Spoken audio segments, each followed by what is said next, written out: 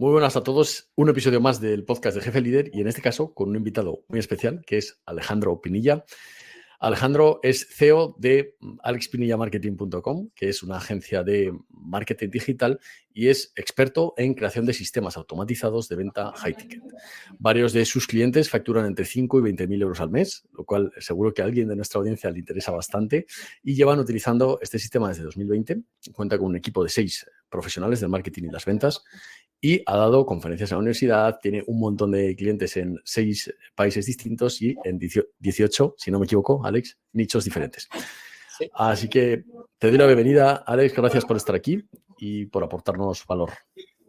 Pues nada, muchas gracias a ti, Jesús, por la invitación. Vamos a tratar de aportar lo que es mi visión sobre los equipos, que es una nueva aventura que llevo pues ya unos años, pero bueno, considero que sobre todo muchos aprendizajes a través de los errores que he cometido acabaré compartiendo por aquí, así que con muchas ganas de compartir experiencias, visiones y sobre todo, pues si alguna píldora le puedo ayudar a algún emprendedor que esté pasando por esos momentos angustiosos, ¿no? De gestionar un equipo y que no sepa cómo hacerlo, pues creo que vamos a aportar mucho, ¿no?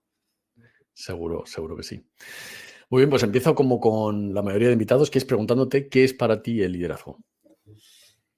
Bien, pues para mí el liderazgo es ayudar a las personas que están a tu alrededor, ya sea equipo, amigos, familiares, a sacar la mejor versión de ellos mismos y que logren pues los resultados que estén buscando, tanto profesional como personalmente. Creo que va más allá de uno mismo, sino que va más de cómo ayudas a las otras personas. ¿Y cuáles han sido los retos principales que has enfrentado tú con tu equipo? Porque claro, no es lo mismo quizá aterrizar en una organización y que ya tengas un equipo montado, ¿no? Que montarlo desde cero y que tú seas el responsable total de esas personas, tanto profesional como económicamente, ¿no? Entonces, Sí. ¿cuáles han sido tus mayores retos? Bueno, pues yo voy a contar así, ya que creo que es algo que puede inspirar mucho a la gente. Lo que tú bien dices, no es lo mismo una organización que ya tiene una cultura de empresa muy definida, que ya tiene unos protocolos, que se conocen entre ellos. Entonces, para mí los retos que yo recuerdo más duros en el momento de empezar a crear equipo y sobre todo ya no solo crear equipo, hacer que el equipo funcione y hacer que eso sea constante en el tiempo. Yo recuerdo que fue hace unos 6, 7 meses en el cual, pues bueno, cuando empiezas a ser jefe, vamos a decir, es como ser padre, no soy padre, pero sí que tengo que sí que soy jefe. Nadie viene con un manual de instrucciones a la vida, entonces empiezas a hacer cosas por intuición y por inercia, o por lo que has escuchado, o por lo que ves que crees que puede estar bien, por lo que incluso tus padres te han podido llegar a decir de cómo se gestiona, cómo no se gestiona. Entonces empiezas a cometer un montón de fallos de, yo qué sé, de perder la gestión emocional cuando ves que las cosas no están como tú quieres, empezar a pensar que todo es culpa de la otra persona. Entonces, para mí, el mayor clic mental que creo que puede ayudar a una persona a hacer que su equipo funcione bien es que, obviamente, hay personas que no rinden, que probablemente pues tengas que cambiar de tu equipo, pero la mayor razón por la que considero que una persona o que un equipo, mejor dicho, no funcione es en sí el propio líder de ese equipo. Pueden ser, en mi caso, ¿no? Eran problemas de organización interna para, por ejemplo, nosotros trabajamos equipos en remoto, falta de procesos, falta de eh, comunicación dentro del equipo. Considero que puede haber muchos, pero lo que más te tienes que dar cuenta es que el cambio tiene que partir de tu manera de operar ese equipo.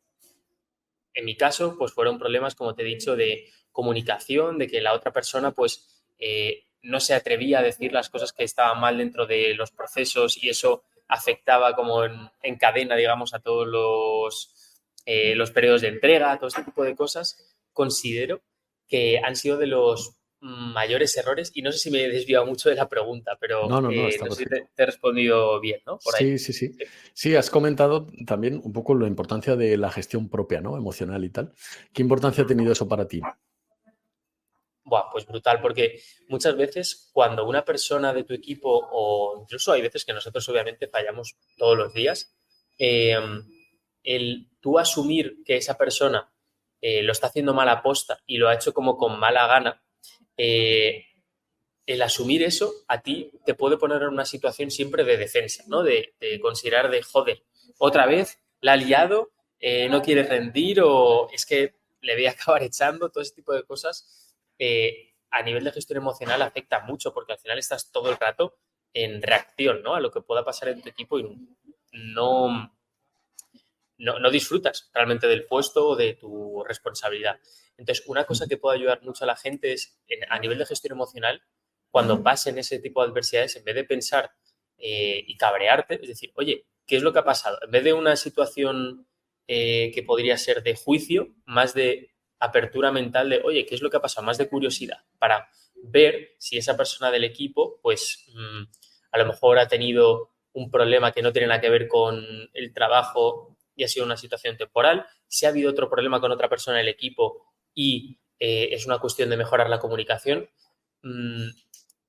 Eso, tanto para mejorar el rendimiento del equipo, tanto para que tú disfrutes más de tu puesto, vamos a decir, considero que es muy relevante, ¿no? Porque te puedes levantar todas las mañanas cabreado, como me pasaba hace unos meses, diciendo, ¡buah! Otra vez no se ha entregado en la fecha esperada, hay este error, hay este otro error, y es como que ya directamente la relación con tu equipo la acabas mermando, ¿no? Y es que es algo que no es positivo ni para ti ni para ellos, porque al final el tiempo que le dedicas al trabajo de media es mucho más alto al que le puedes dedicar a tus amigos, a tu familia, a tu pareja.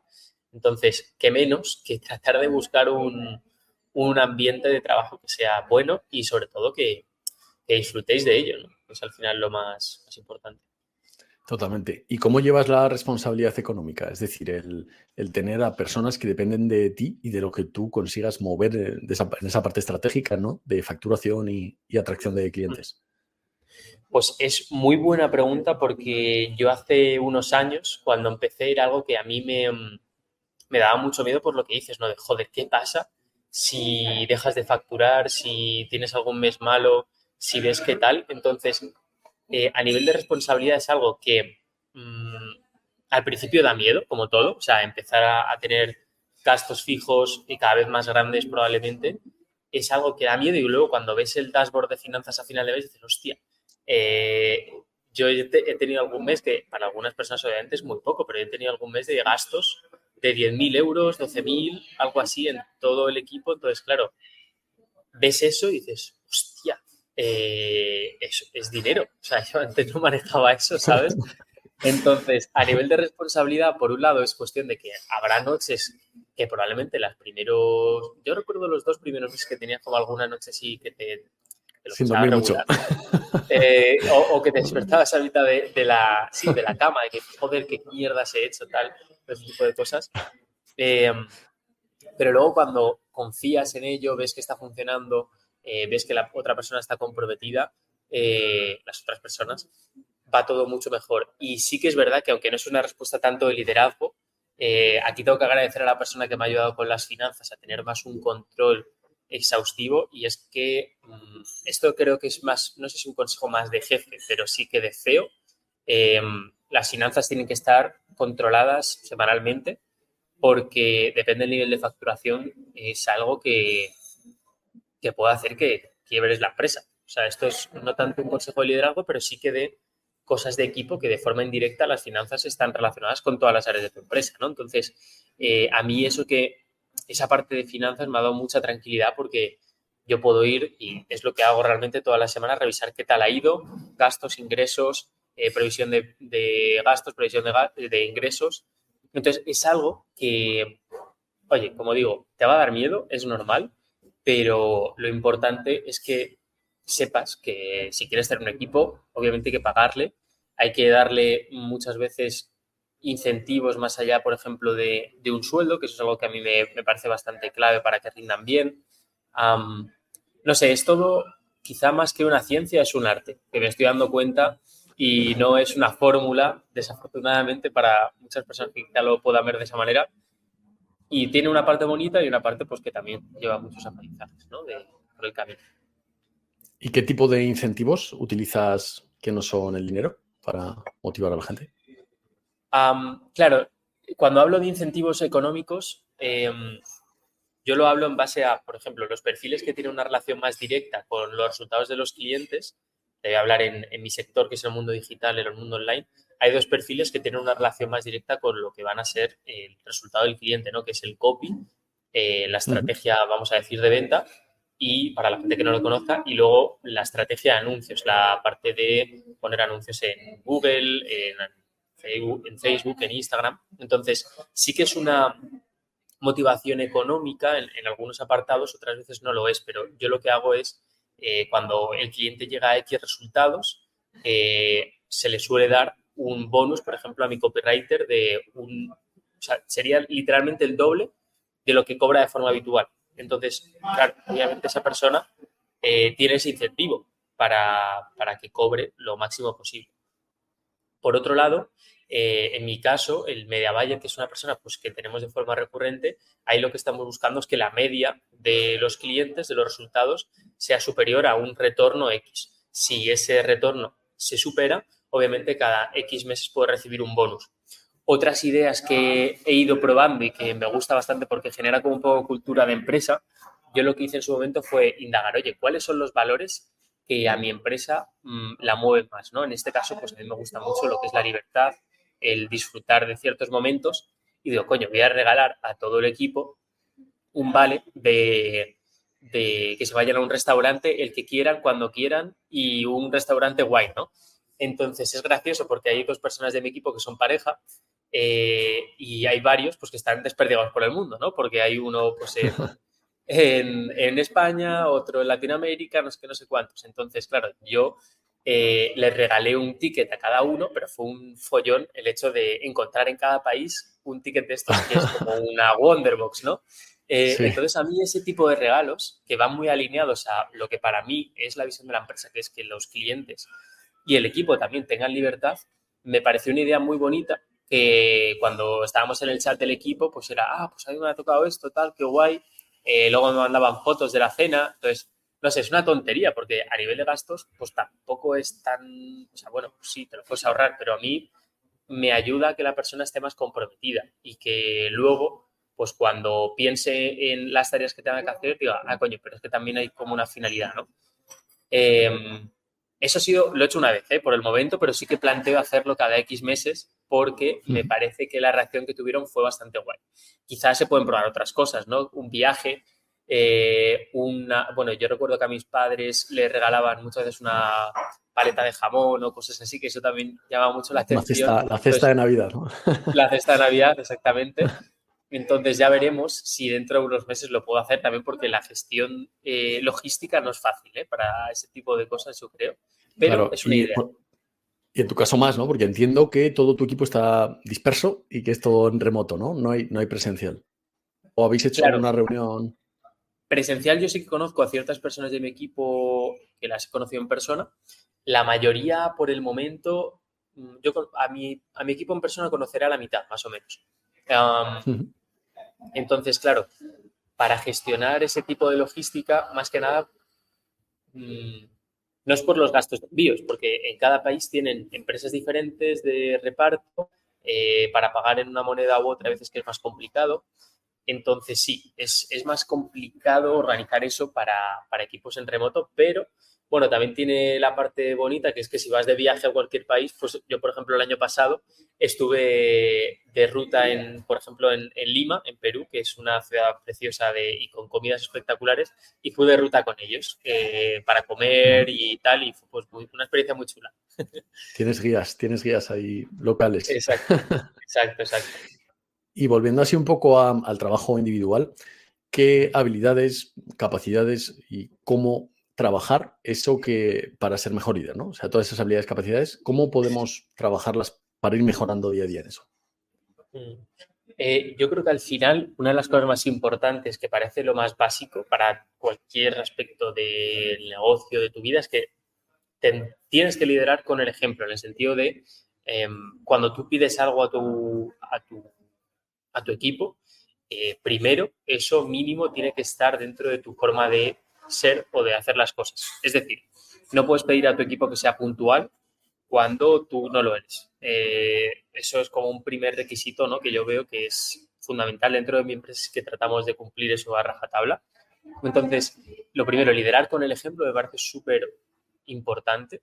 Y detalles así de cómo empezar a ser mejor líder. Creo que el hecho de tú poder ser, en cierta manera, una figura que les aporte, por un lado, seguridad, pero crecimiento a la vez. Es decir, les tienes que proteger, en cierta manera, cuando ha pasado algo malo y ayudarles a que lo corrijan, pero está un poco en el balance entre darles soporte cuando necesitan ese soporte, pero también hacerles autónomos cuando ves que necesitan dar ese paso adelante de ellos. Porque si no, una de las cosas que me dijeron en un mastermind que tuve en enero, creo recordar, con varios empresarios y demás, es que si tú a tu equipo lo haces dependiente, estás creando como si fuese algo así como un niño, vamos a decir, un niño caprichoso. Entonces, aunque duela, y aunque cuando eres padre puede doler, el hecho de que tú dejar a tu hijo que se caiga en la bici y que se haga una herida en la rodilla no te va a hacer gracia, pero es que si nunca se hace una herida en la rodilla y nunca se cae, siempre va a estar con ruedines. Entonces, lo peor que te puede pasar es que tu equipo sea ultra dependiente de ti. Y aunque al principio duela, pues necesitas que cometan algún error, por Total. mucho que a ti como CEO te moleste, y ante eso tú tienes que saber que van a cometer errores. O sea, por ejemplo, no es una cuestión de que dejes a la aleatoriedad el hecho de que rindan o no bien. Obviamente hay sistemas para revisarles, para darles esas revisiones del trabajo, pero es fundamental que tengan ciertas equivocaciones. También errores que no supongan la muerte de ningún proyecto ni nada de esto, ¿no? Pero sí que es verdad que eso es encontrar un equilibrio que es un poco complicado y que al principio cuando no tienes experiencia es como, no, tengo que soltar el control y empiezas a soltar demasiado y hay veces que no sueltas nada, entonces muchas veces eso te lo da la experiencia de, bueno, pues haber cometido errores como todo el mundo, ¿no? Y te diría que esas dos cosas, el ejemplo y dar como esa libertad cuando la persona necesita aprender, me parece lo más clave, ¿no? Porque un equipo de alto rendimiento, como yo creo que tú también defines, necesita tener esa autonomía de su líder, de su manager, como lo quieras considerar, ¿no? Entonces, es un proceso que lleva tiempo, que no es fácil, pero delegar cuando llega ese periodo ya en el que es más libertad, hay días que dices, hostia, esto sí que mola, ¿no? Yo emprendí por esto, se podría decir. Sí, a ver, es muy difícil equilibrar esas dos patas, ¿no? De dar responsabilidad y a la vez recursos y a la vez que salgan bien las cosas, pero hay mucha gente que no quiere dedicar ese tiempo inicial a que la gente cometa errores, enseñarles poco a poco y tal. Y nuestras propias expectativas muchas veces pues hacen que seamos demasiado drásticos con la gente al principio y todo el mundo necesita un rodaje, nosotros también, ¿no? Entonces, pues hay que tener esa paciencia que tú comentas, o sea que totalmente de acuerdo. Y hablando un poco de cómo te organizas tú para ser más productivo, para llevar ese equipo a las cotas de facturación que lo estás llevando, ¿qué importancia para ti tienen los hábitos, el organizarte el día a día, tener una rutina, etcétera? Pues diría que es fundamental, más allá de que no sea una persona hiper mega estricta con los hábitos, pero sí que tengo como ciertos no negociables, que se podría decir. Es decir, yo estas cosas no las quito nunca de mi día a día. Y por poner un poco más en la práctica, una cosa que sí que a mí, por ejemplo, el hecho de juntarme con personas que facturan 5, 6, 10 veces más que yo, es algo que, aunque sea por mera osmosis, creo que es la palabra, como por Sí, sí, sí. cuando ese tipo de cosas, ¿no? Aprendes cosas que dices, hostia, fíjate qué tontería, y ahora os voy a comentar cuál es ese hábito, pero ese pequeño hábito a mí me ha revolucionado mucho la manera de gestionar el equipo y empezar el día con mucha calma y mucha claridad mental. Y es el hábito ahora mismo en el momento en el que estoy, es que nada más, lo primero que hago en mi día a día es ver cómo están los dashboards de clientes, por así decirlo, de cómo está el estado de los proyectos y reviso, oye, qué tareas se pueden haber estancado, qué tareas pues hay que hacer, qué tareas hay que priorizar, qué tareas no hay que priorizar, qué recursos necesita el equipo, qué revisiones, qué soporte necesitan. Entonces, lo primero, todas las mañanas, organizar el equipo. ¿Por qué? Porque necesitan esa dirección y esas prioridades para que ellos no sientan como que, oye, sí que saben lo que tienen que hacer, ¿no? Pero les puedas dar ese soporte. Entonces, como ya prácticamente dentro de lo que es la operativa de la empresa, cuando empiezas a ser jefe, o al menos lo que yo estoy experimentando es que no es tanto estar dentro de la operativa, sino liderar el crecimiento de esos proyectos, de acelerarlos. Ese hábito que parece una tontería, simplemente ya por la mañana le da mucho foco al resto del equipo y le da como una visión de qué es lo que tiene que hacer ese día, esa semana,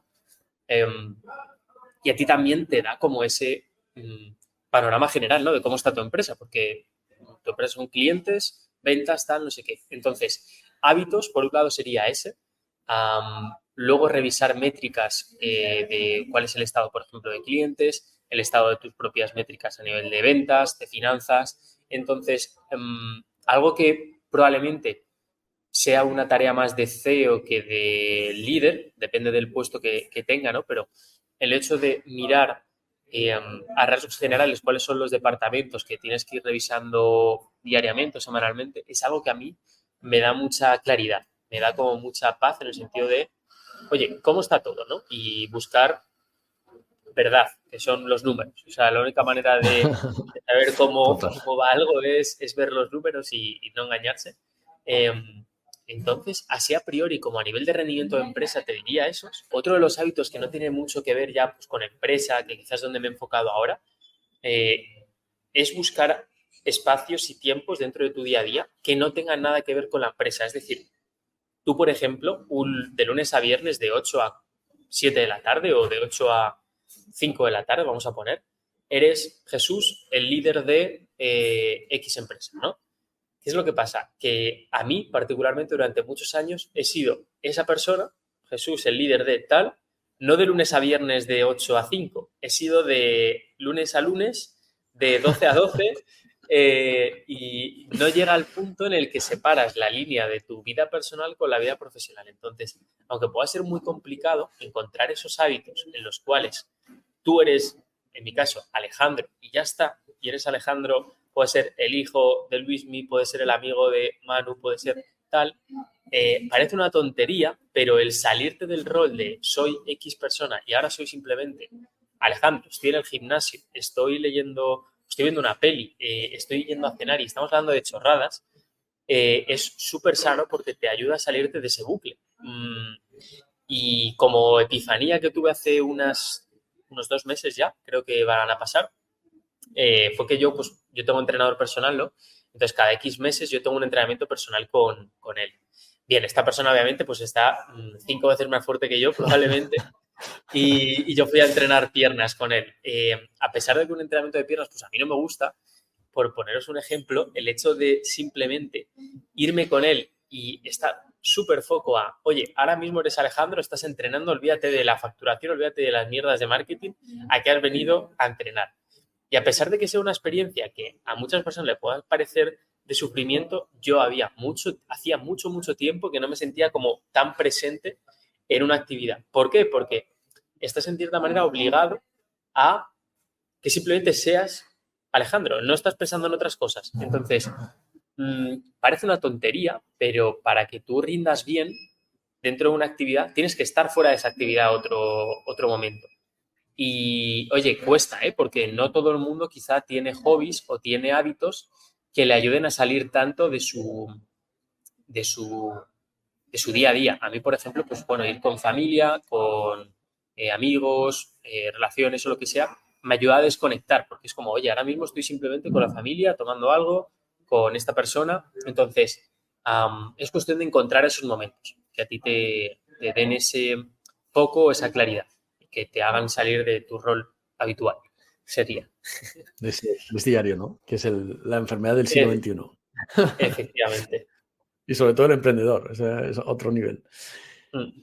Bueno, y uniendo liderazgo y emprendimiento, ¿qué papel juegan para ti esas habilidades del líder en cuanto a iniciativa, creatividad, tanto tuya como del equipo que diriges? Y también la flexibilidad. Bueno, si quieres, vemos iniciativa y creatividad y después hablamos de flexibilidad.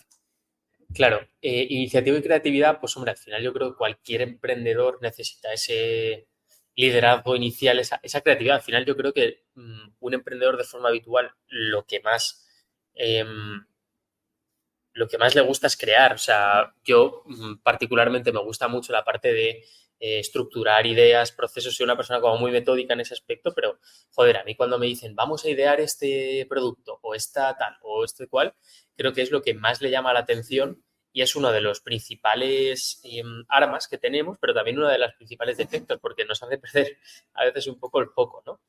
Entonces, en cuanto a liderazgo y ese tipo de ejemplos, sí, te diría que al final, si no te, más que liderar a tu equipo, al principio te tienes que liderar a ti porque estás tú solo, ¿no? Más en el apartado de emprendimiento. Entonces, ese autoliderazgo de saber a dónde vas,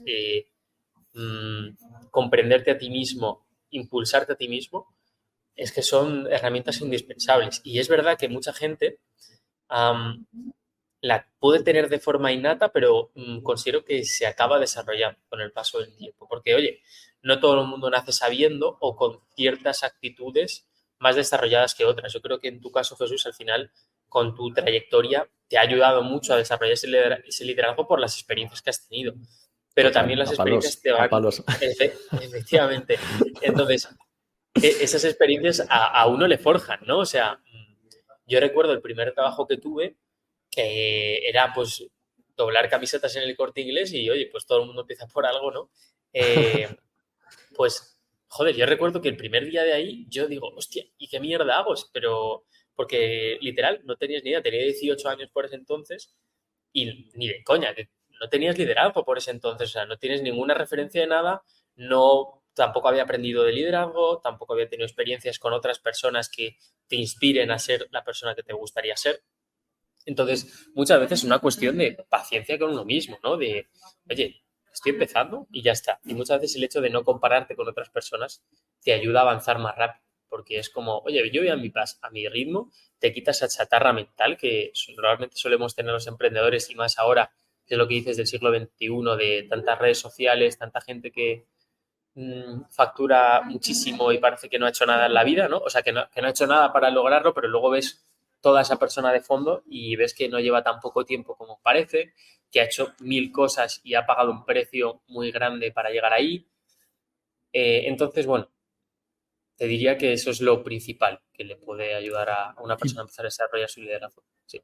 para trabajar tu creatividad o para centrarte en ese momento, ¿no? De crear esa parte estratégica, de pensar a largo plazo, etcétera, ¿dedicas tiempos concretos o replaneas cada cierto tiempo o cada cuánto te organizas en ese sentido? Sí, para mí, a nivel de creatividad, yo muchas veces me ayudan los momentos en los que no estoy pensando en el negocio y aunque parezca una tontería, hay muchas veces que yo digo, vale, yo quiero desarrollar este proyecto, ¿no? Y yo lo anoto, yo tengo mi CRM, digamos, de organización de proyectos y tal, es Asana, y yo lo anoto ahí, digo, vale, quiero crear este bonus. Entonces, el hecho de anotarlo y ya poner como una neurona, vamos a decir, a ese proyecto, es como que ya básicamente el subconsciente está como pensando y está buscando recursos. Entonces, lo primero que yo hago para desarrollar y para empezar a tener esos momentos más creativos es, vale, ¿qué es lo que quiero crear? Entonces, digamos que tu sistema de activación reticular empieza o a buscar dentro de ti o empieza a buscar recursos dentro de tu entorno. Pues pueden ser tus redes sociales, pueden ser tus amigos, pueden ser formaciones en las que ya hayas estado, personas. Entonces, el primer paso es, para mí, encontrar eso que quiero ir desarrollando. Luego busco o intento idear cosas que ya tenga a mi alcance y poco a poco voy ideando. A mí algo que me ayuda mucho a sacar ideas es darme paseos.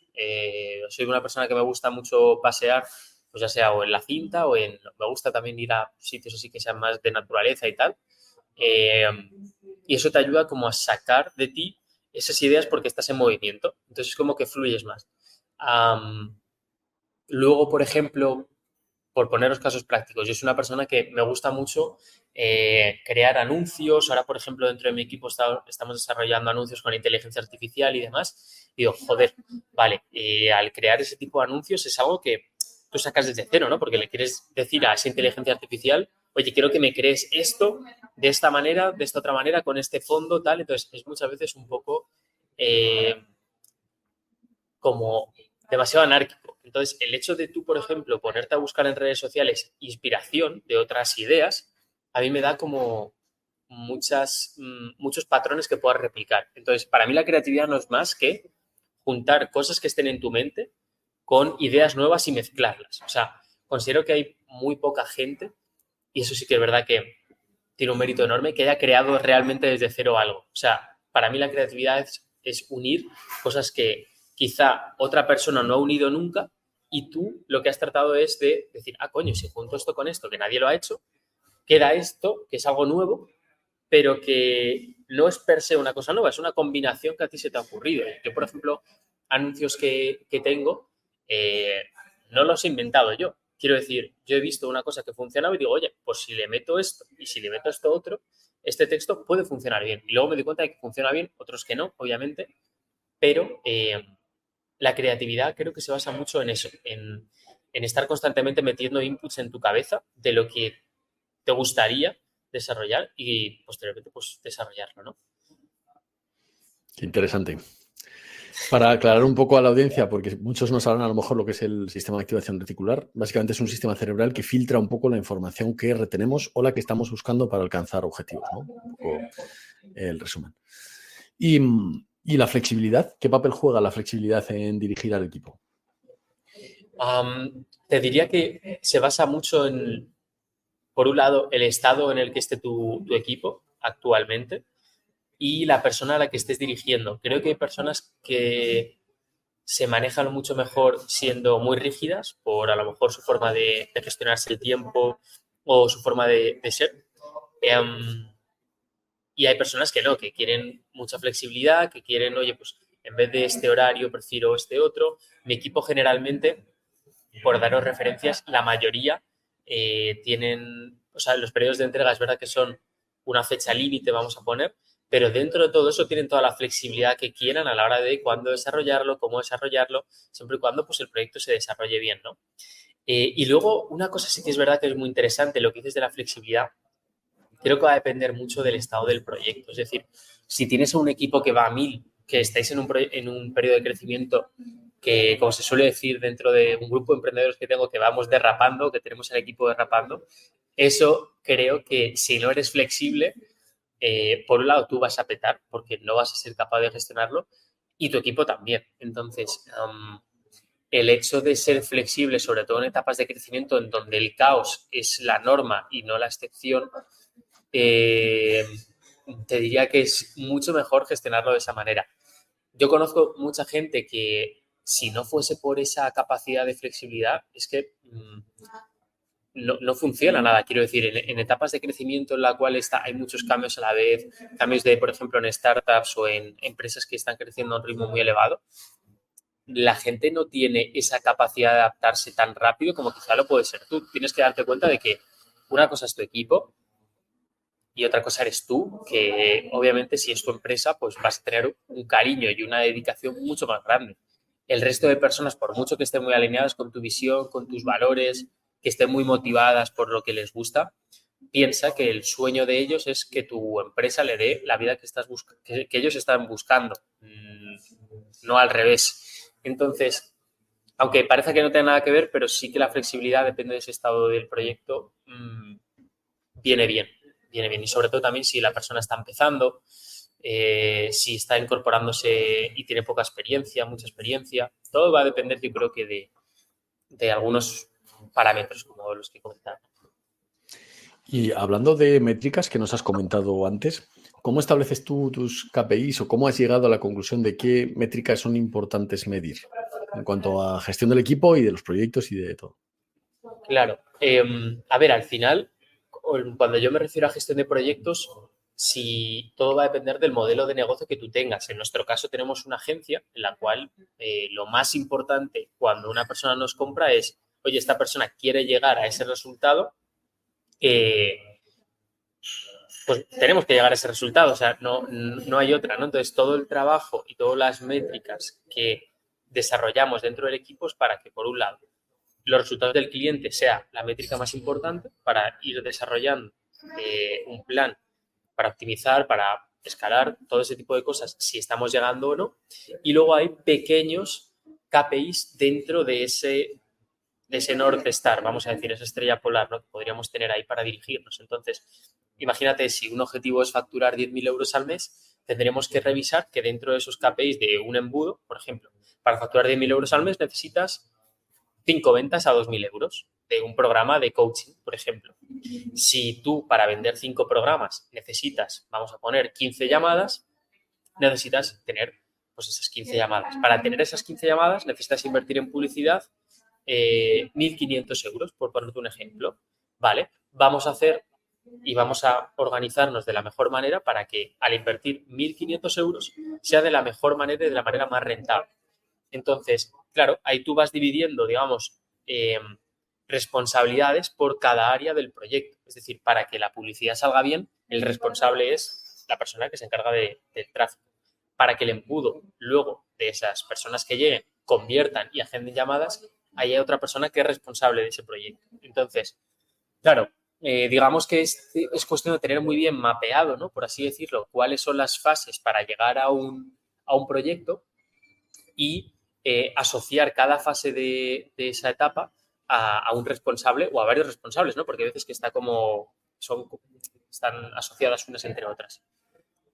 Dicho esto, a nivel de gestión de equipos, yo lo que suelo medir muchas veces es el número de incidencias que pueda haber con personas del equipo de, oye, hay este error, hay este retraso. Sobre todo son errores, por ejemplo, a nivel de, oye, esto estaba indicado de esta manera y no se ha hecho de esa manera. Y luego a nivel de rendimiento porque lo haya entregado tarde, ¿no?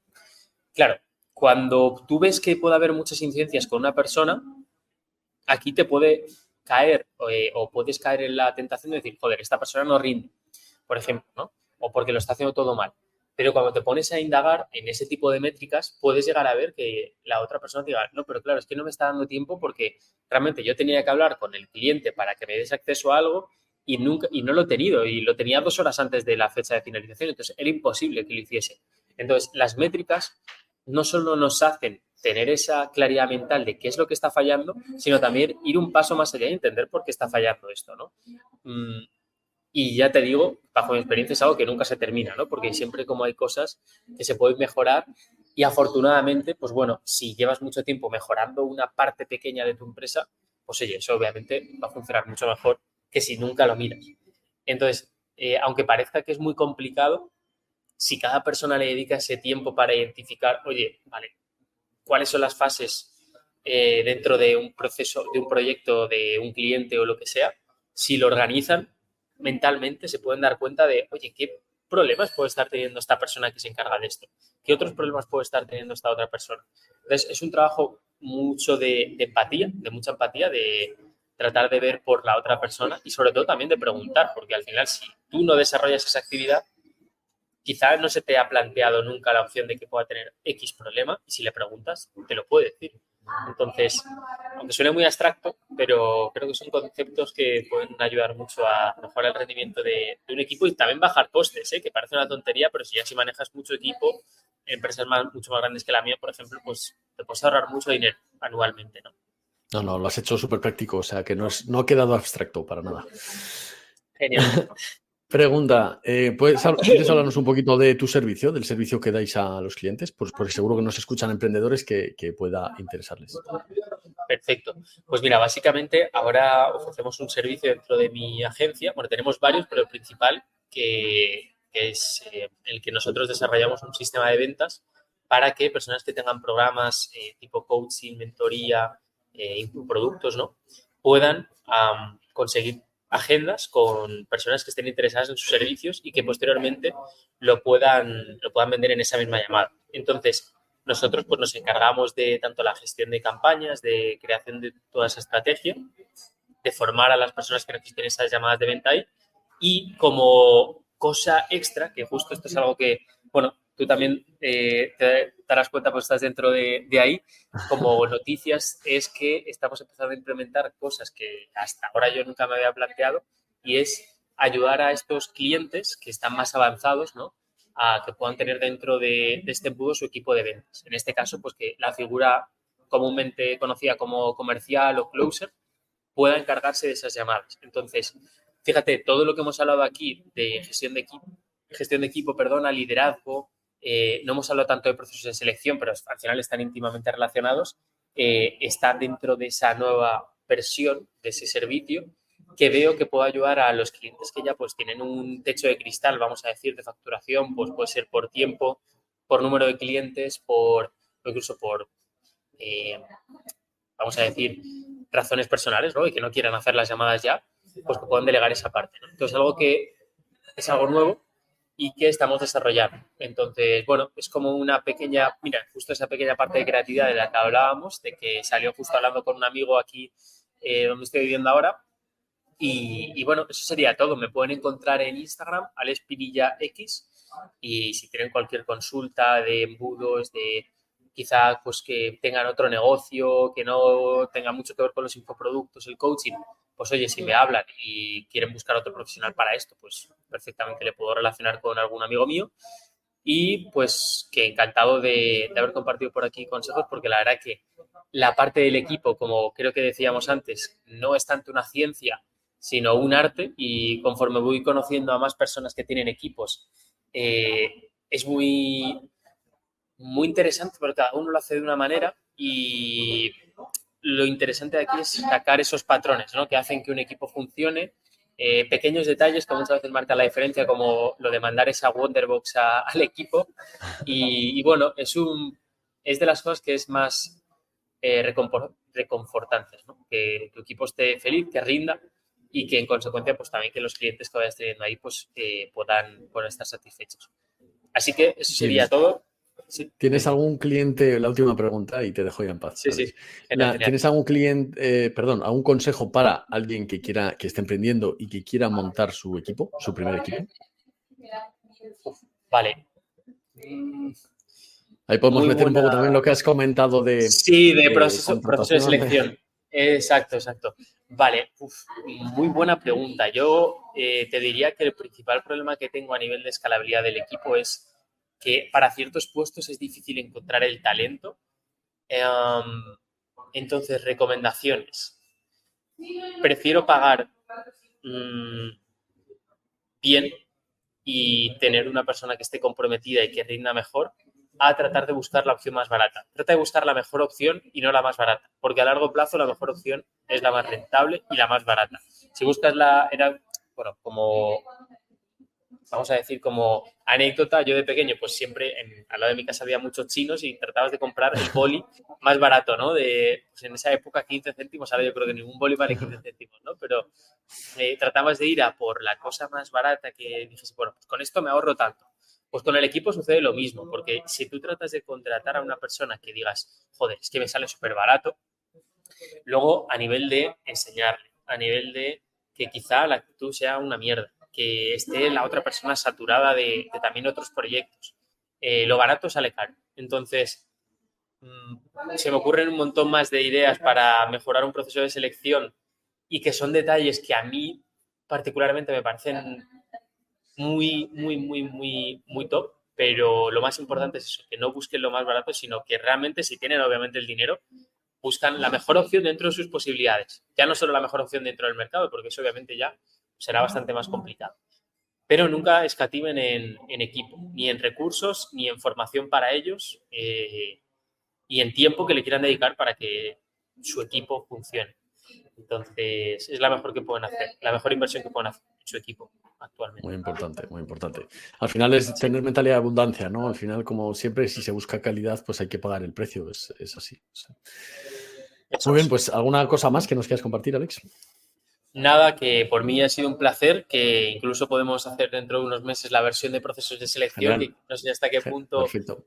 le puede interesar a la gente, pero me parece algo súper, súper curioso, porque no deja de ser un embudo de ventas, que al final es a lo que yo me dedico, y hay muchas similitudes, ¿no? De trampas, por así decirlo, que le puedes poner, en el buen sentido de la palabra, a las personas que quieres contratar, para ver cómo van a reaccionar. Y ya así, para terminar, ya me callo.